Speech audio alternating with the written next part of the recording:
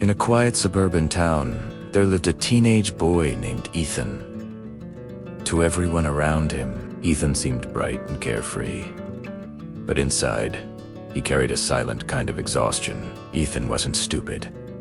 He wasn't slow. And he definitely wasn't someone without dreams. No, his struggle was something else entirely. He just couldn't begin. Every night, Ethan promised himself, "Tomorrow I'll study. Tomorrow I'll clean my room. Tomorrow I'll change." But when morning came, those promises faded like dew under the sun. His books stayed untouched. The sketch rolls, his dream of becoming a designer, lay forgotten in the corner, and his room looked exactly like his mind. Messy, tangled, and full of delay. Ethan started dreading the looks of his teachers. He avoided his friends, and every night, staring at the ceiling, he whispered to himself, "Why am I stuck? Why can't I move forward? Why can't I just start?"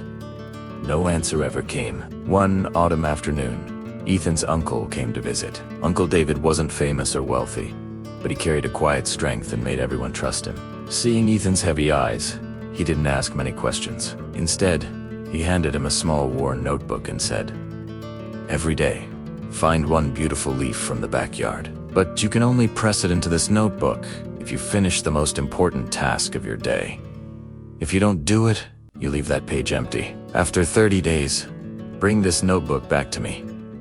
Ethan chuckled. It sounded like a game for kids, but Uncle David's serious look kept him from refusing. Day 1. Ethan almost quit immediately. His body wanted to lie down. His mind begged for just one more day. But because of his promise, Ethan pushed himself to finish 45 minutes of homework. When he picked a golden leaf and pressed it onto the page, something stirred inside him. A small spark of victory. Tiny, but real. The days that followed were uneven. Some days, Ethan was full of determination.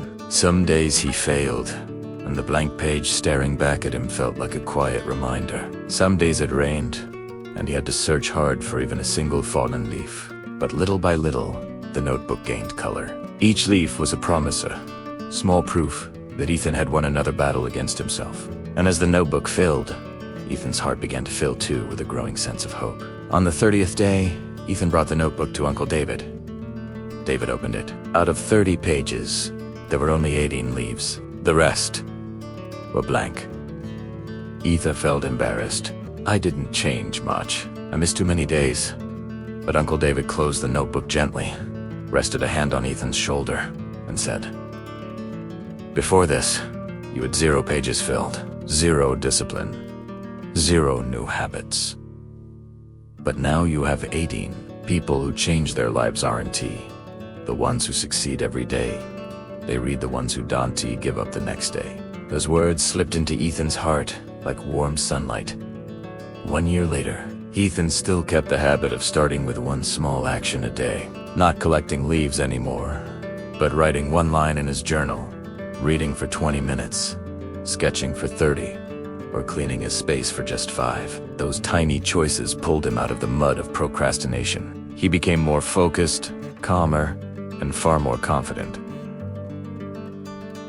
Eventually, Ethan posted his first sketches online. No one expected the designs to attract so much admiration. He began receiving small commissions, book covers, posters, illustrations, and before long, his dream of becoming a designer had begun, all because of one leaf in an old notebook. Happiness doesn't come from changing your whole life in one day. It comes from changing yourself with one small step today.